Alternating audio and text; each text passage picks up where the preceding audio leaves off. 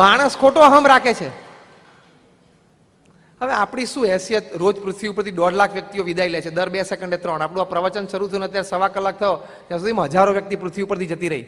રોજની 1.5 લાખ જાય છે. ભગવાન નક્કી કરે સુરત ઉપર ફોકસ ચાલુ કરે તો 30મે દિવસે વારો આવી જાય, વધુ મહિનો. એ ક્યાં આપણા કંટ્રોલમાં છે?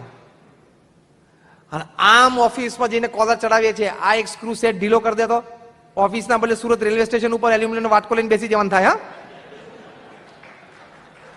એક વાત કહું, અહીંયા આપણે બધાને પતંગ ચડાવવાનો બહુ શોખ છે ને. એક જણો પતંગ ચડાવતો હતો અને ફર્સ્ટ ક્લાસ પતંગ ચડતો હતો અને 2-3 પતંગ એને કાપ્યા. પછી મને આમ બોલ્યો કે શું આપણે પતંગ ચડાવીએ છીએ. આ વાત પેલી દોરી સાંભળી ગઈ.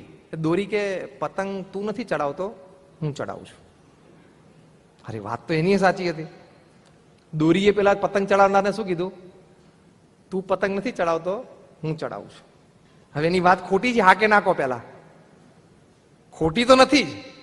દોરી વગર પતંગ ચડે જ નહીં. દોરીએ વાત કરીને પેલી પતંગની પૂંછડી સાંભળી ગઈ. એ કે આપણાથી ચડે છે પતંગ. પતંગની પૂંછડી આવી ફરફરીને પવન સાંભળી ગયો. એટલે પવન કે તમે બધા વાત મૂકી દો, પતંગ મારા લીધે ચડે છે. બાકી ઠુમકા મારી મરી જાય ને તો કઈ ના થાય. બધાને 14મી જાન્યુઆરી અનુભવ થઈ જાય છે ને કે 1-2 કલાક વચ્ચે પવન જાય છે, એટલે એને કહેતા નીચે ઉતરીને ચીકી ખાઈને ટીવી જોઈએ જ સારું એમ. આ બધાનો વાર્તાલાપ ભગવાને સાંભળ્યો અને ભગવાને કહ્યું કે તમને બધાને સંજોગો વસાત મેં ભેગા કર્યા છે એટલે પતંગ ચડે છે. પતંગ સંજોગો મેં નક્કી કર્યા છે એટલે બધા આનંદ લઈ શકો છો. જો ખરેખરી તાલી પાડી હોય તો કાલ સવારે એસી ઓફિસમાં બેસીને આમ કોલ ઊંચો ના કરતા, બાપુ આપણો પતંગ આપણે ચડાવીએ છીએ. તારો પતંગ તું નથી ચડાવતો, ઘણા બધા સંયોજનો ભેગા થાય છે ત્યારે પતંગ ચડે છે. બાકી ભલભલાના ઉતરી જાય છે ને કપાઈ જાય છે. હા, કેટલાય બધા બેંકરપ્ટ થતા રહે છે ને સ્ટ્રીટ્સ ઉપર આવી જાય છે અને પ્રોબ્લેમ થઈ જાય છે. એટલે માણસે કોઈ પણ જાતનો અહમ રાખવાની જરૂર નથી. અહમ છે ને એટલે આપણે ભગવાનની શરણાગતિ નથી સ્વીકારતા. એટલે આ યાદ રાખવું. અને એ ભગવાન સિચ્યુએશનનું નિર્માણ કરે છે, યાદ રાખવું. Whatever happens in my life happens with the wish of God, happens for my good and happens for my progress. આ સિદ્ધાંત જીવનમાં રાખશો ને તો ઇનક્રેડિબલ લાઈફની અલ્ટિમેટ સમજણ આ છે કે મારા જીવનમાં જે કંઈ પ્રસંગ બને છે ભગવાનની ઈચ્છાથી બને છે, મારા સારા માટે બને છે, અને જો હું સવડો દ્રષ્ટિકોણ રાખીશ તો મારી પ્રગતિ માટે બને છે.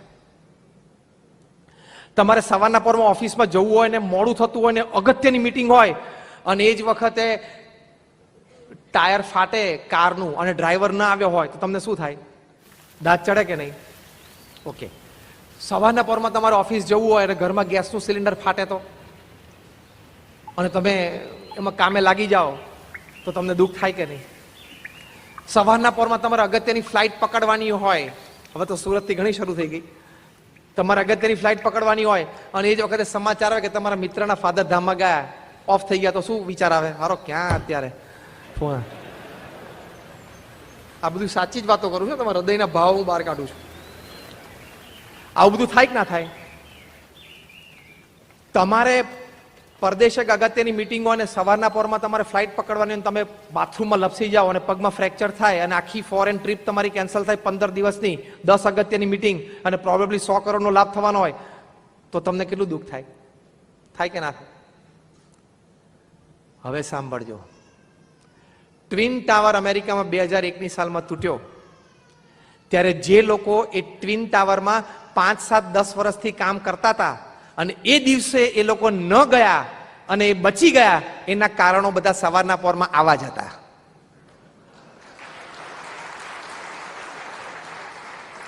This is a story.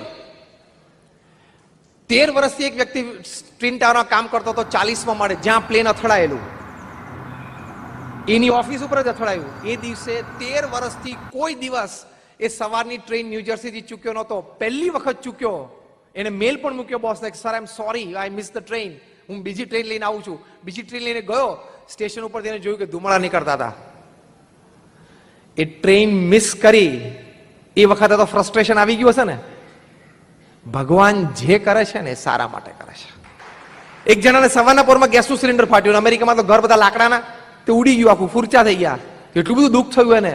પછી પેલું ટ્વિન ટાવરનું સાંભળ્યું, તેમાં બેઠેલો જ હોત, જો પહોંચ્યો હોત તો બચી ગયો. એક જણા એના મિત્રનો ફોન આવ્યો કે પપ્પાને હાર્ટ એટેક આવ્યો છે, કોઈ છે નહીં, તું તાત્કાલિક બોસ્ટન આવ, રજા મૂકી દે. એનો ખાસ મિત્ર એટલે બોસ્ટન જવું જ પડ્યું હતું. એ બોસ્ટન ગયો એટલે ટ્વિન ટાવરમાં ગયો નહીં, બચી ગયો. એટલે મેં પહેલા વાત કરી કે આવું બધું થાય તો આપણને સવારના પોરમાં ગુસ્સો આવે ને આમ અકળામણ આવી જાય કે આવું કેમ થયું. પણ એ થાય છે કંઈક સારા માટે થાય છે. ખ્યાલ આવ્યો? Whatever happens with the wish of God. That is incredible life. તો જે આપણે છેલ્લે વાત કરી હતી પ્રમુખ સ્વામી મહારાજના પ્રસંગમાં કે સ્થિરતા રહેશે, ધીરજ રહેશે, કોઈ પણ પ્રસંગમાં અકળામણ નહીં આવે અને ખૂબ શાંતિથી આનંદમય આપણું જીવન પસાર કરી શકીશું. તો ભગવાનનું નામ સ્મરણ કરવું અને ભગવાનને કરતા હરતા જાણવા. તો અમારા ગુણાતીયન સ્વામી કહ્યું છે તો એને અખંડ આનંદ રહેશે, અખંડ સ્થિરતા રહેશે અને કોઈ જાતની મૂંઝવણ અંતરમાં આવશે